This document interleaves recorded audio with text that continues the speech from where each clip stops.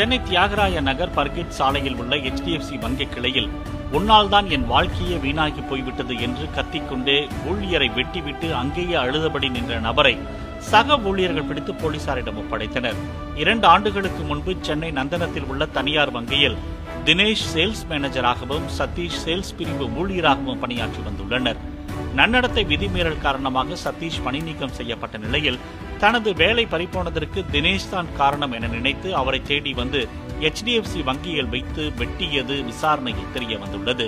தினேஷ் ஆட்களை வைத்து தன்னை பின்தொடர்ந்து வேலை கிடைக்காமல் செய்வதாக நினைத்து 1.5 ஆண்டுகளாக வேலை கிடைக்காத மன அழுத்தத்தில் அவரை தீர்த்து கட்ட கேரளா சென்று அறிவால் வாங்கி வந்ததாக சதீஷ் வாக்குமூலம் அளித்ததாக போலீசார் தெரிவித்தனர். விடப்பட்டிருக்கக்கூடிய அண்மை தகவல், சென்னை தீநகரில் இருக்கக்கூடிய வங்கியில் ஊழியருக்கு வெட்டுப்பட்டிருக்கக்கூடிய அண்மை தகவலை பார்த்துக் கொண்டிருக்கிறோம்.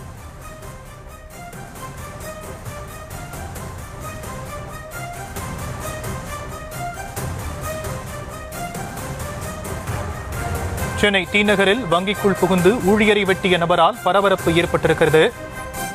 வங்கிக்குள் புகுந்து தினேஷ் என்பவரை வெட்டிய நபரால் பரபரப்பு ஏற்பட்டிருக்கக்கூடிய அண்மை தகவலை பார்த்துக் கொண்டிருக்கிறோம்.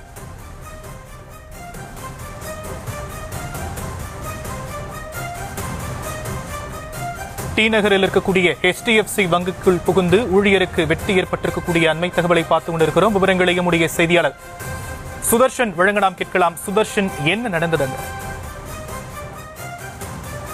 வணக்கம். சென்னை தீநகர் பர்கெட் சாலையில செயல்பட்டு வரக்கூடிய HDFC வங்கிக்குள்ள இன்று காலை அடையாளம் தெரியாத நபர் ஒருவர் உள்ளே புகுந்து, அதாவது வாடிக்கையாளர் போல உள்ள வந்து அந்த வங்கி ஊழியரை சம்பந்தப்பட்ட வங்கி ஊழியரை வெட்டுவதற்கு முன்பு நோட்டமிட்டு அனைவரும் அதாவது ஏற்கனவே அவர் உள்ள நோட்டமிட்டு கொஞ்சம் கூட்டம் அதிகம் இருக்கின்ற காரணத்தினால மீண்டும் கூட்டம் இல்லாத நேரத்தை பார்த்து வங்கி ஊழியர் ஒருவருடைய காதை வெட்டியிருக்கிறார்.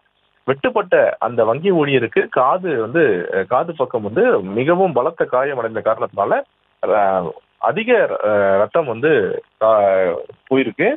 அவர் வெட்டப்பட்ட காரணத்தினால அந்த இரத்த காயம் ஏற்பட்டு அவர் உடனடியாக தனியார் மருத்துவமனையில சிகிச்சைக்காக அனுமதிக்கப்பட்டிருக்கிறார்.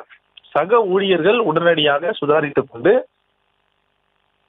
ஒரு 4-5 பேர் சேர்ந்து இந்த நபரை உடனடியாக அங்கேயே கையும் களமாக பிடித்து காவல்துறையிற்கு தகவல் கொடுத்து அந்த சம்பந்தப்பட்ட நபரை காவல்துறையிடம் ஒப்படைத்து விடுகிறார்கள். அதே போல வங்கி ஊழியர், இந்த காது வெட்டப்பட்ட அந்த வங்கி ஊழியர் தினேஷ் சம்பவம் நடந்த உடனே உடனடியாக அவரை அருகில் இருக்கக்கூடிய தனியார் மருத்துவமனையையும் அவரை அனுமதித்து சேர்த்து அவருக்கு சிகிச்சையும் அளித்து வருகிறார்கள்.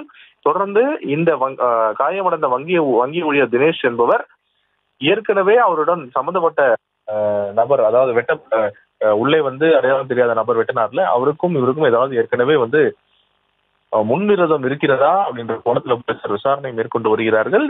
CCTV காட்சிகளை ஆராய்ந்து வருகிறார்கள். ஏற்கனவே இந்த அடையாளம் தெரியாத நபர் எத்தனை முறை வங்கிக்கு வந்திருக்கிறார், ஏதாவது ஏற்கனவே வங்கியில இவருக்கும் அந்த வங்கி ஊழியர் தினேஷுக்கும் தகராறு ஏற்பட்டு இருக்கிறதா அப்படின்ட்டு தொடர்ந்து CCTV காட்சிகளை ஆய்வு பண்ணி வராங்க. 2-3 நாட்களாக இருக்கக்கூடிய CCTV காட்சிகளை ஆய்வு பண்ணி வராங்க. தொடர்ந்து இந்த நபர் எங்கிருந்து வருகிறார், என்ன காரணம் என்று அவரிடம் போலீசார் விசாரணை மேற்கொண்டு வருகிறார்கள்.